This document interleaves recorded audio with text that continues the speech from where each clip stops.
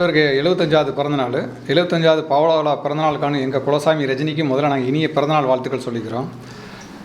நிம்மதியாக சந்தோஷமாக 100 வருஷத்துக்கு நீண்ட ஆயுளோட தலைவர் வாழணும். எங்களுக்கு எப்பயுமே வழிகாட்டி அவர் இருக்கணும்னு நாங்கள் ஆசைப்பட்றோம். எப்படி இந்த பவள விழாவை நாங்கள் சிறப்பாக கொண்டாடணுமோ அது மாதிரி தலைவருடைய நூற்றாண்டு விழாவை மிக சிறப்பாக நாங்கள் கொண்டாடுவோம். அருள்மிகு ரஜினி கோயில் சார்பாக கொண்டாடுவோம். கோவா பட விழாவில் தலைவர் சொன்னார், 100 ஜென்மம் எடுத்தாலும் நான் நடிகராக ரஜினிகாந்தா பிறக்கணும்னு சொன்னார். நாங்களும் அதே தான் சொல்கிறோம். எத்தனை ஜென்மம் எடுத்தாலும் ரஜினி ரசிகனா ரஜினி பக்தனாக பிறக்கணுன்றதான் எங்களுடைய ஆசை. தலைவருடைய 75வது பிறந்தநாளை முன்னிட்டு உற்சவர் ரஜினி சிலைக்கு நாககிரீடம் என்று சாத்தப்பட்டிருக்கு. அது தவிர மூலவர் ரஜினிக்கும் உற்சவர் ரஜினிக்கும் காசுனால் செய்யப்பட்ட மாலை உத்தரகோசமங்கையில் ஆர்டர் பண்ணி அதுவும் இன்றைக்கி சாத்தப்பட்டிருக்கு. 75வது பிறந்தநாளை மென்ஷன் பண்ண விதமாக 7500 படங்கள் இந்த ஹால் ஃபுல்லாக ஒட்டியிருக்கிறோம். 75 லாங்குவேஜில் அவருக்கு பிறந்தநாள் வாழ்த்துக்கள் சொல்லியிருக்கிறோம். தலைவருடைய பழைய பிளாக் அண்ட் ஒயிட் ஃபோட்டோவெல்லாம் கலெக்ஷன் பண்ணி அதை 75 மென்ஷன் பண்ணி ஒட்டியிருக்கிறோம். எங்களை பொறுத்தளவு எங்கள் குலசாமி, தெய்வம், கடவுள் எல்லாமே சூப்பர் ஸ்டார் ரஜினிகாந்த் தான். அவரை நாங்கள் நேசிக்கிறோம், காதலிக்கிறோம், அதையும் தாண்டி சுவாசிக்கிறோம். அதனால் அவருக்கு மீண்டும் மீண்டும் 75வது பவள விழா பிறந்தநாள் வாழ்த்துக்களை சொல்லிக்கிறோம். வாழ்த்துக்கள் தலைவா. அவர் மேலும் சிறப்பாக நல்ல உடல் நலத்தோடு மேலும் நிறைய படங்கள் அவரோட ஐகானிக் ஸ்டைலில் நடித்து எங்களை மகிழ்ச்சிட்டே இருக்கணும். இன்னும் அவரோட நல்ல கருத்துக்கள் படம் மூலியமாக தெரிவிச்சுட்டே வரணும். மிக சிறப்பாக இன்றைக்கி இருந்துச்சு. இன்றைக்கி பார்த்திங்கன்னா தலைவரோட 75வது பர்த்டேனால இன்னும் சிறப்பாக கொண்டாடிருக்கோம். அவரோட தலைவர் 75வது பர்த்டே முன்னிட்டு நல்ல சிறப்பான அபிஷேகங்கள், ஆராதனைகள் ஃபுல்லாக இன்றைக்கி பண்ணியிருக்கோம் ரஜினி கோயிலில். ஹாப்பியாக இருந்துச்சு. அவருக்கு மேலும் ஏதாவது சிறப்பாக செஞ்சுட்டே இருக்கணுன்றது எங்களோட ஆசை. இன்றைக்கி தலைவருக்கு 6 வகையான பூஜைகள் பண்ணோம். பால் அபிஷேகம், பன்னீர் அபிஷேகம், தயிர் அபிஷேகம், சந்தன அபிஷேகம், பூந்தி அபிஷேகம், இளநீர் அபிஷேகம், 6 வகையான அபிஷேகங்கள் பண்ணோம். அப்புறம் தலைவருக்கு 1.5 அடி உயரத்தில் 3 கிலோ வெயிட்டில் ஒரு அவருடைய ஸ்டில்ஸாக ஒட்டின ஒரு கேக்கும் வெட்டப்பட்டுச்சு. அடுத்த கட்டம் நாங்கள் அதை ஒவ்வொரு கொண்டாட்டத்தையும் கூட்டிக்கிட்டே போகிறோம். கண்டிப்பாக தலைவருக்கு அடுத்து பண்ணும்போது இன்னும் வித்தியாசமாக என்ன பண்ணணும்னு யோசிச்சுக்கிட்டே இருக்கிறோம். இந்த மாதிரி பலூன் டிசைனோட நாங்கள் பண்ணதில்லை. இந்த தடவை அடிஷனல் என்ன பண்ணிக்கிறோம், சீலிங்கில் ஃபுல்லாக பலூன் ஒட்டி ஒரு வீட்டில் உள்ள நபருக்கு நம்ம எப்படி பிறந்தநாள் கொண்டாடுவோமோ அதே மாதிரி தலைவர் எங்கள் வீட்டில் உள்ள நபராக நினச்சி அவர் நாங்கள் என்ன பண்ணிக்கிறோம், பிறந்தநாள் கொண்டாடுறோம். ஏன்னா எங்களை பொறுத்தளவு குலசாமி, தெய்வம், கடவுள் எல்லாமே அவர் தான். எல்லோரும் அவங்கவுங்க குலசாமிக்கு போவாங்கள்ல, அது மாதிரி தான் ஃபீல் ஆகுது. எங்களை பொறுத்தளவு குலசாமி அவர் தான். அதனால் அவருடைய பிறந்தநாள் அன்றைக்கி கேக் வெட்டுறது, செலிப்ரேஷன் பண்ணுறதுன்ற எங்களுக்கு ரொம்ப சந்தோஷமாக இருக்கும். நாங்கள் நினச்சது நடக்கும்னு நாங்கள் நம்புகிறோம். அப்படி தான் 99ல் படையப்பா படம் பார்த்துட்டு வந்தேன். அப்போ எனக்கு துணை ராணுவ படையில் வேலை கிடச்சி அதுலேருந்தே அவரை நான் கடவுளாக நினைக்க ஆரம்பிச்சிட்டேன். இப்போ தலைவருடைய ரீரிலீஸ் படையப்பா படம் வருது, அதை பார்க்குறது ரொம்ப ஆவலாக இருக்கிறோம். மீண்டும் அதை எத்தனை முறை பார்ப்போன்னு எங்களுக்கே தெரியாது. தொடர்ந்து இப்போ கோயில் வச்சு ஒரு 3 வருஷமாக தொடர்ந்து பண்ணிகிட்டு இருக்கிறோம். அவருக்கு வந்து 3 வருஷம் தொடர்ந்து பண்ணிகிட்டு இருக்கோம். அவருக்கு வந்து இது எங்கள் வீட்டு மேலே தான் அந்த கோயில் வச்சு இருக்கிறனால காலையில் ஒரு 7 to 8க்குள்ளே அவருக்கு பூஜை பண்ணுவோம். ஒரு 10 நிமிஷம் தான், ரொம்ப நாள் இருக்கிறது. அதே மாதிரி ஈவினிங் ஒரு 10 நிமிஷம் பண்ணுவோம், அவ்வளோதான். மற்றபடி நாங்கள் எங்கள் வேலைகளையும் பார்த்துட்டு 24 hours எல்லாரும் சொல்கிற மாடிக்கு இது கோயிலே படுத்துருப்போம் அப்படிலாம் எதுவும் கிடையாது. எங்களுக்கு தெய்வம், கடவுள் எல்லாமே அவரை காலையில் கும்பிட்டு நாங்கள் எங்கள் வேலையை பார்க்க போகிறோம். ஈவினிங் வருவோம், திரும்ப கும்பிடுவோம். கண்டிப்பாக மாபெரும் சூப்பர் ஹிட் படம். கிட்டத்தட்ட 150 தேட்டரில் 100 நாளை தாண்டி ஓடின படம். இன்றைக்கி உள்ள 2K கிட்ஸ் ஃபுல்லாக அந்த படத்தை பார்க்கணும். தலைவர் 99ல் என்ன மாதிரி கலைக்கிறார், என்ன மாதிரி ஸ்டைல் பண்ண கண்டிப்பாக பார்த்தாங்கன்னா அவங்க எல்லாருக்கும் ஆச்சரியமாக இருக்கும் தலைவருடைய ஸ்டைல். இந்த இயர் ஜனவரி 1 தான் தலைவர் அழைச்சிருந்தார். 2ஆம் தேதி எங்கிட்ட பேசும்போது சொன்னார், என்னுடைய 75வது பிறந்தநாளுக்கு நான் கண்டிப்பாக படையப்பா படத்தை ரிலீஸ் பண்ணுவேன் அப்படின்னு. அதே மாதிரி தலைவர் சொன்ன மணிக்கு படத்தை ரிலீஸ் பண்ணுங்க, அவருக்கு நான் நன்றி சொல்லிக்கிறேன். அதே நேரம் நம்ம நிறைய பேட்டிகளை படையப்பா படம் பார்த்துட்டு தான் எனக்கு துணை ராணுவ படையில் வேலை கிடைச்சுன்னு சொல்லி தலைவர் மென்ஷன் பண்ணி அவருடைய வீட்டுக்கு போயிருந்தப்போ படையப்பா சிலையவே எனக்கு கிஃப்டாக கொடுத்தார். அது ரொம்ப மகிழ்ச்சியாக சந்தோஷமாக இருந்துச்சு.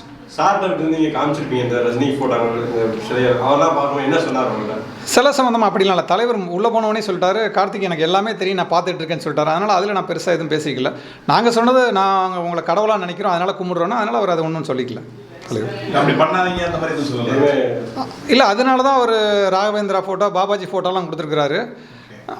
எல்லாருமே கடவுள்னு அவர் சொல்ல வர, எங்களை பொறுத்தல அவர் தான் கடவுள். அவருக்கு பாபாஜி, ராகவேந்திரா மனிதராக இருந்து கடவுளானாங்க. அதே மாதிரி எங்களை பொறுத்தல மனிதராக இருக்கு, அவர் கடவுள். அதனால் நாங்கள் வழக்கம் மூலம் கும்பிட்டுக்கிட்டு இருக்கோம். அவர் அஜித் சார் வந்து கமெண்ட் பண்ணக்கூடாது, அதுக்கு நீங்கள் என்ன உங்களோட பதில் என்ன? இல்லை, இந்தியாவில் கோடிக்கணக்கான சாமி இருக்குது. ரஜினி சாமி வரனால என்ன பிரச்சனை? நம்ம வந்து நம்ம வீட்டுக்குள்ளே வச்சு கும்பிட்றோம். இல்லை ஆக்சுவலாக என்னென்னு கேட்டிங்கன்னா, இப்போ நம்ம வெளியில் போர்டு வைக்கிறோம், வசூல் பண்ணுறோம், அந்த மாதிரி இருந்தால் தவறு. அவரை மானசீகமாக கடவுளாக, தெய்வமாக நாங்கள் வணங்குறோம். அதனால் நாங்கள் எங்கள் வீட்டுக்குள்ளே சிலையை வச்சு கும்பிட்டுக்கிட்டு இருக்கிறோம். இதனால் பக்கத்தில் உங்களுக்கு பாதிப்போ இல்லை மற்றவங்களுக்கு பாதிப்போ இருந்தால் தான் வருத்தப்படணும். எனக்கு எங்கள் குடும்பத்துக்கு அவர் தான் குலசாமி, தெய்வம்ன்றாங்க, அவர் கடவுளாக கும்பிடுறோம். நம்ம லாஸ்ட் எடுத்த வீடியோலயே ஒரு கமெண்ட் கொடுத்தாப்ல, இந்த ஆராதனை மட்டும் காமிக்க கூடாது, நீங்க அது பண்ணக்கூடாது அப்படின்ற மாதிரி சொல்லியிருந்தாரு. அதை பத்தி உங்களோட இது என்ன? எல்லா கோயிலையும் சாமிக்கு ஆராதனை தானே காமிச்சிட்டு இருக்காங்க. அப்புறம் இவரே சாமின்னு சொல்ல இவர் ஆராதனை காமிக்காமல் என்ன பண்ண முடியும்? முழுக்க முழுக்க அவருக்கு கருங்கல் சிலை வச்சது காரணமே அவருக்கு எல்லா விதமான ஆராதனையும் காட்டணும். ஏன்னா அவர் தான் கடவுள்னே ஓப்பனாக சொல்கிறோமே. அப்படின்றப்ப ஒரு கடவுளுக்கு என்னென்ன செய்கிறோமோ, ஏன்னா இந்த சிலையுமே முழுக்க முழுக்க கருங்கல்லே அவருக்கு செஞ்சுருக்கு. அதனால் அவருக்கு எல்லா விதமான ஆராதனைக்கும் ஊறியவர் அவர் தான். அவர் 100% கடவுளை அடித்து சொல்லுவோம் நாங்கள். இந்த ஜனவரி மாதம் சந்திக்கிறீங்க அப்படிலாம் உதவி சொல்ல முடியாது. தலைவர் அழைத்தா நாங்கள் போவோம், அவ்வளோதான். எங்களுடைய ஆசை மீண்டும் மீண்டும் எல்லாரும் அதான் கேட்குறாங்க, தொடர்ச்சியாக ஏன் பண்ணிக்கிறேன்? தொடர்ச்சியாக பண்ணுறதுக்கு ஒரே காரணம், இந்த ஜனவரி சொல்கிறீங்களா? இப்போ வர்ற ஜனவரியா?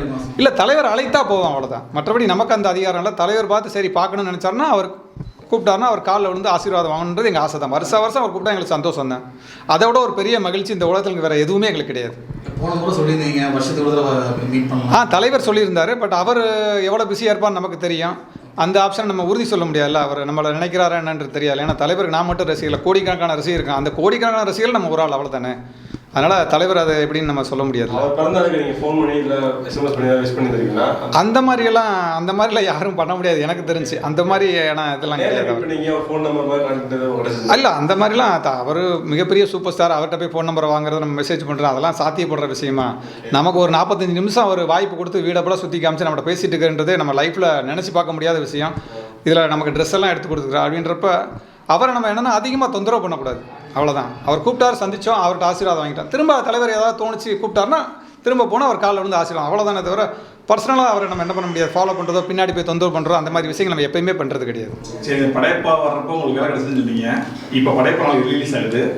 தலைவரோட 75th பர்த்டே, 15th இயர், இது எல்லாமே ஒரே நாளில் வருது. அதை பற்றி என்ன ஃபீல் பண்ணுறீங்க? அதான் எங்களுக்கு பெரிய மகிழ்ச்சி. ஏன்னா தலைவர் இந்த நீங்கள் வேறு பண்ணிங்க கிராண்டா. கண்டிப்பாக தலைவர் எங்களுக்கு ஒரு மிகப்பெரிய சந்தோஷம். இந்த வருஷத்தில் தலைவருடைய 50வது வருஷமும் இந்த வருஷம் தான் வந்திருக்கு. தலைவருடைய 75வது பிறந்தநாளும் இந்த வருஷம் தான் வந்திருக்கு. ப்ளஸ் படையப்பா ரிலீஸு இந்த வருஷத்தில் தான் முதல் தேதி. அதாவது இந்த வருஷத்தில் முதல் தேதி அவருடைய இருந்த அழைப்பு வந்து 2ஆம் தேதி அவரை சந்தித்த முதல் ரசிகர் ஃபேமிலி, முதல் பக்தன் ஃபேமிலி என்ற பெருமையும் எங்களுக்கு சேரும். அதுவே எங்களுக்கு ஒரு மிகப்பெரிய பெருமை தான். படைப்பாளர் பிடிச்ச டைலாக் இல்லை ஏதாவது அவர் சொன்னதை நான் எடுத்து நான் லைஃப்ல இது பண்றேன் அப்படின்ற மாதிரி ஏதாவது இருக்கா படைப்பா படத்துல? தலைவர் படத்துல இந்த சீன் பிடிக்கும், அந்த சீன் பிடிக்கும் இல்ல, இதை எடுத்து நான் லைஃப்ல இம்ப்ளிமெண்ட் பண்ணிருக்கேன் அப்படின்ற அவருடைய 3 எழுத்தே மந்திரம் தான். நான் ரஜினின்னாலே மந்திரம் தான். அதுக்கான டைலாக்கே பேசல. வெறும் நீங்கள் ரஜினி போட்டாலே போதும், அதுவே மந்திரம், மூல மந்திரம். அதுவே போதும். எப்படி இருக்கணும், எப்படி வாழன்றதை அவர் கற்றுக் கொடுத்துருக்காரு. அது ஒன்றே போதும். அதுக்கப்புறம் தலைவர் படம் அவர் பேசுகிறதெல்லாம் 2வது விஷயம். 2வது படைப்பா படத்தில் நீங்கள் இந்த சீன் பிடிக்கும் அப்படில படம் ஃபுல்லாகவே பிடிக்கும். நிறைய கருத்துக்கள் இருக்கும். இல்லை, அவர் தலைவர் படம்னாலே உங்களுக்கு எல்லாமே கருத்து தானே.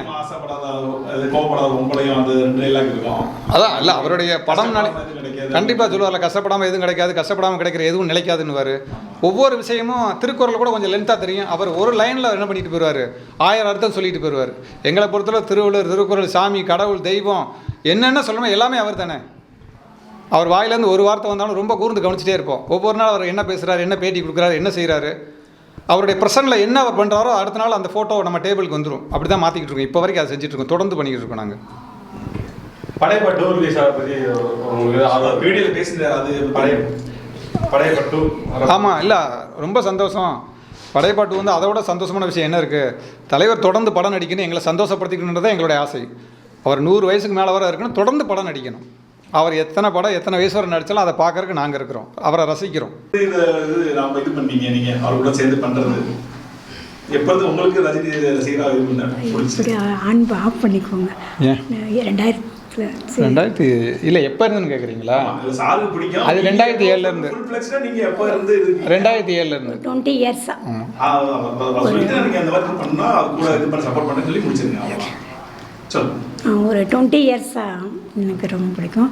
மேரேஜுக்கு அப்புறம் வந்து ரஜினி படவோட வந்து டிவியில் வந்த உடனே என் சாமி கும்பிடு அப்படின்னு சொல்லுவாள். அப்போ கொஞ்சம் வேடிக்கையாக இருக்கும், என்னடா அப்படி சொல்கிற அப்படின்ட்டு. அப்புறம் நான் நிறைய பார்த்தேன் ஃபில்மெல்லாம். அதை விட எனக்கு ரொம்ப நம்ம ஒர்க்கிங் பிளேஸில் நிறைய ஸ்ட்ரெஸ் வரும் இல்லையா, அப்போ வந்து ரஜினியோட டைலாக் வந்து போட ஆண்டவனை என் பக்கம் இருக்க ஆண்டவனே, அது எனக்கு ரொம்ப கொஞ்சம் எனக்கு அது இதாக இருந்தது.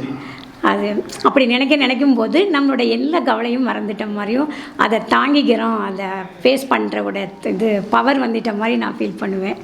அந்த இது எனக்கு கொஞ்சம் இது அவர் சொன்னதில் எல்லாத்துலேயும் இது ஒன்று. அடுத்து வந்து அவங்க விவேகானந்தரோட ஒரு வசனம் வச்சுருந்தாங்க. நம்ம எப்படி இருக்கணும், எப்படி வாழ்க்கையில் பிரச்சனைகளை ஃபேஸ் பண்ணணும் அப்படின்றத அந்த இதில் வச்சுருந்தாங்க. அது இன்னமும் அப்படியே கண்ணுக்குள்ளே இருக்குது. அவர் சொன்ன எல்லா கருத்துக்களும் இதுவும் அது ஒரு ராக் மாதிரி நம்ம இருக்கணும். நம்ம மேலே பட்டு அது தெரித்து சிதறி போகணும். நீ உடஞ்சி போயிடாத, நம்ம எல்லா பிரச்சனைகளையும் நீ கண்டு பயந்து அஞ்சு இது பண்ணிடாத, உண்மையில கன்னியாகுமரி பாரம் அது மாதிரி நீ அப்படி இரு அப்படின்னு அது நமக்கு அவர் அந்த கருத்தை நான் எடுத்துக்கிட்டேன். என்ன வந்தாலும் உடஞ்சி போயிடக்கூடாது, ஸ்ட்ராங்காக நின்று ஃபேஸ் பண்ணணும் அப்படின்னு சொல்லி அது எனக்கு பிடிச்சிருக்கு அவர் இதில். ரஜினி சார் நீங்கள் பார்த்துருக்கீங்களா? பார்த்துருக்கு எப்படி இருந்துச்சு? நீங்கள் பார்த்துருக்கீங்களா? ஃபேமிலியோட தானே கூப்பிட்டுருந்தோம் எல்லாருமே. எல்லாமே சந்திரமுகி இது பாட்ஸ் நேரடியாக பார்த்தேன். நேரடியாக அப்பா எதுவுமே இல்லை, அப்படியே பார்த்துட்டே தான் இருந்தேன். ஒன்றுமே பேசலை, கால் கீழே பதிஞ்சிச்சான்னு கூட தெரியலை. பார்த்துட்டே தான் இருந்தேன். என்ன பேச என்ன அவங்களே உங்களுக்கு எல்லாத்துக்கும் என்ன படம் பிடிக்கும் என்ன பிடிக்கும்னா ஒன்றுமே எதுவுமே சகலமும் ஞாபகமே இல்லை. சும்மா இது தில்லு முள்ளு அப்படின்னு சொல்லிட்டு வந்தோம். ஆனால் என்ன கேட்குறாங்க என்ன எதுவும் காதில் அதாவது சொல்லப்போனால் இவங்க சிலையாயிட்டாங்க. ஒன்றுமே நுழையில எங்கே இருக்கோ பேக்ரவுண்ட் எதுவுமே நினைவில்லை. அது ஒரு நல்ல ஒரு இதாக நல்ல பேஸ். ஆமாம், இங்கே தான் ஃபீல் ஆச்சு. அதே இதை நான் ஸ்கூலில் எங்கள் சில்ட்ரன்ஸை சொல்லும்போதும் அவங்களும் அவரோட எஃபெக்ட் அப்படியே எங்களுக்கும் நீங்கள் சொல்லும்போதே எங்களுக்கு அப்படி ஒரு சிலிப்பு வருது, நாங்களும் அவரை பார்க்கணும் அப்படியே ஆசைப்பட்டாங்க. இதையும் சொல்லிக்கிறோம். சார் வந்து இப்போ சொல்கிறாங்க நாளைக்கு ரஜினி சார் பார்க்க போறீங்க அப்படி இந்த சொல்கிற தருணம் எப்படி இருக்கு? இன்னைக்கு நீங்கள் இருக்கீங்க முடியல நிஜமாவா அப்படின்னு சொல்லிட்டு. ஏன்னா எல்லோரும் தவம் இருக்காங்க, கோடி பேர். நம்மளுக்கு அந்த இது இல்லை அதிர்ஷ்டம் கிடச்சிருக்குன்னு ரொம்ப சந்தோஷம், ஹாப்பியாக இருந்துச்சு. ஆனாலும் அவரை போய் பார்த்துட்டு வெளியே வர்ற வரைக்கும் அது நம்ப முடியாத மாதிரி ஒரு ரொம்ப ஷாக்கான நியூஸாக தான் இருக்குது. வாசலில் நிற்கிற வரைக்கும் கூட சொல்ல முடியாது இல்லையா? ஏன்னா அது போயிட்டு வந்திருந்தாங்க, அப்படியே நின்றுட்டே தான் இருந்தோம். அவங்க தான் பேசிகிட்டே இருந்தாங்க, நாங்கள் எல்லாருமே பார்த்துட்டே தான் இருந்தோம். நிறைய வாட்டி வீட்டுக்குள்ளே ரூமில் வெளியே எல்லாமே ஆசீர்வாதம் தான் வாங்கிட்டு இருந்தோம். காலைல விழுந்து ஆசீர்வாதம் தான் வாங்கிட்டு இருந்தோம். அதனால் வேறு எதுவுமே தோணலை, ரொம்ப நல்லா இருந்துச்சு. நிறைய அதுக்கு முன்னாடி நாங்கள் நாளாக இருந்ததுக்கும் அதுக்கப்புறமும் கொஞ்சம் லைஃப்பில் ஃபேஸ் பண்ண ரொம்ப சேஞ்சஸ் என்னட்டெல்லாம் அவரை பார்த்துட்டு வந்தோம். அது அப்புறம் ஒரு கொஷின் கேட்டிங்களா, எத்தனையோ கடவுள் இருக்காங்க, ஏன் அவங்கள மட்டும்? அது வந்து சொல்லலாம்,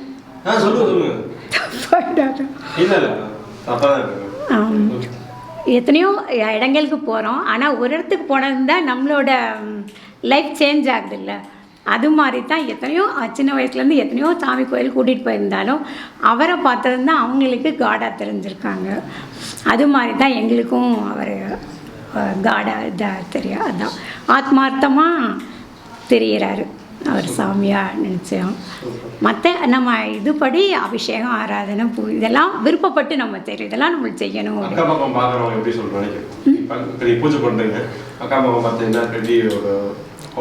அவரோட ஃபேன்ஸ் எல்லாம் வந்து ஐயோ நாங்கள் இல்லையே பார்க்கணுன்னு சொல்லுவாங்க. அக்கம் பக்கம் எல்லாம் இல்லை, அவரோட ஃபேன்ஸ் அவங்கள தான் நாங்கள்லாம் இது பண்ணுறோம்.